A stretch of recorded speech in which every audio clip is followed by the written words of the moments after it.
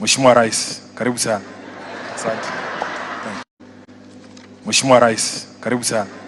Asante. Thank you, Mama Rachel and Catherine Kasabuli's son. But before I speak, may I put a footnote that my speeches are concocted sometimes with Luhyaism in it and sometimes with Koroga. Mama Rachel, my friend, the governors in absentia, the members of parliament, the senator Nairobi area, young and vibrant senator, members of the Fourth Estate. Members of the Fourth Estate, I'm sorry for what you're going through, but God will see you through. And Kenyans in general. I'm here to mourn my friend and leave alone the last day I was with her, courtesy of her son. I don't think whether there's any other person who knows Catherine more than I do. Because in 1976, both of us were from Wands. She was in Ngara. Maybe I thought it was St. Teresa, Sicily. She was in Ngara while I was in City High School. And we are neighbors. By that time, I had just graduated into a full grown-up chokora from Hare Krishna Temple. And that went on until 1979, when both of us sat for East African Certificate of Education. She sitting, I think, in Ngara, and I sitting at City High School. And ever since that particular time, I used to see her, and I used to go to Leonard Mambo Mbotela's home in Ngara, just next to City High School, trying to find out how I would meet my sister. And her brilliant, bright color made some of us to go and look like her. I think most of you, those who are in my generation, might have come up in a generation of ambi. Wakati nilikuwa tunajipaka ambi. And I put on my first ambi just because I wanted to attract my sister. I hope she's hearing. And that's a story for another day.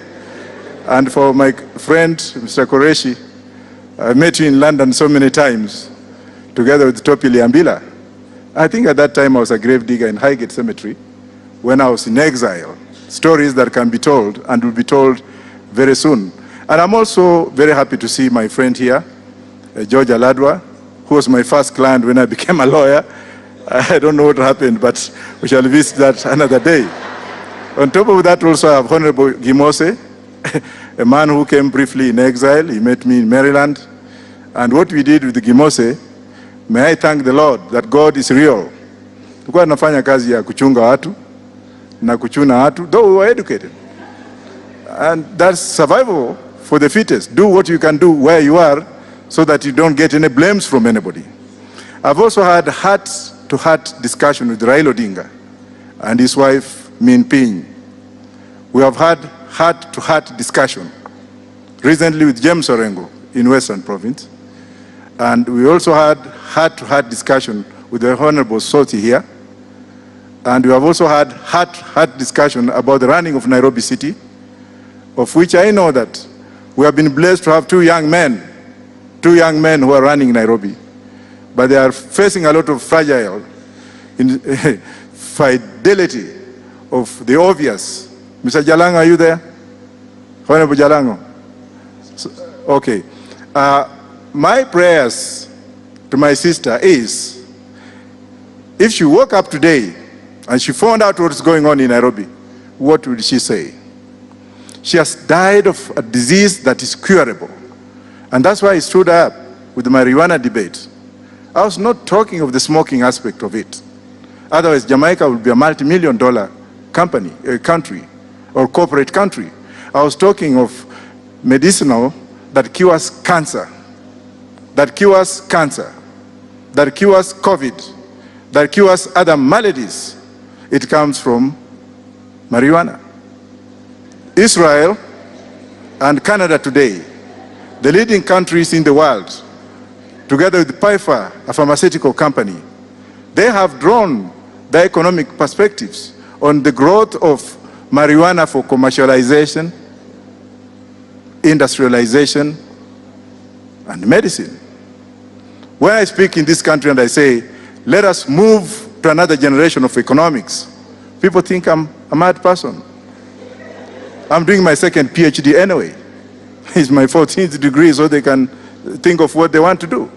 But having practiced law in the UK for many years, having practiced law in the United States for many years, and practicing law here, and having done Master of Public Health, I exactly know what I'm talking about.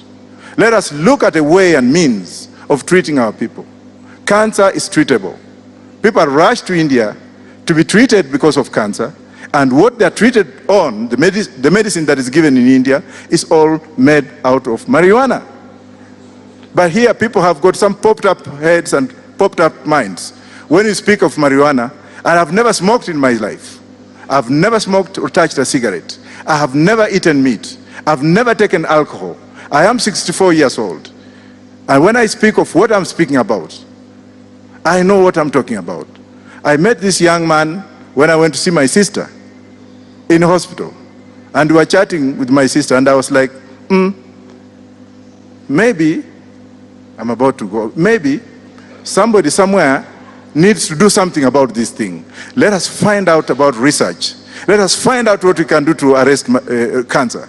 My own sister died the other day in MP Shah Hospital because of breast cancer, something that could have been treated. Let us take this message very seriously, members of the Fourth Estate. I know most of you never understood me. You never did your proper research, but I would like you to do your research and to know that this country does not belong to one tribe only. It belongs to all of us. And for those who are agitating that Nairobi should be a zoned area for some particular people, let them forget it and let them think that we can as well move to Isiolo and have a new capital of this country. With those few words, I'm very grateful again to Mama, Oriomuno Mama.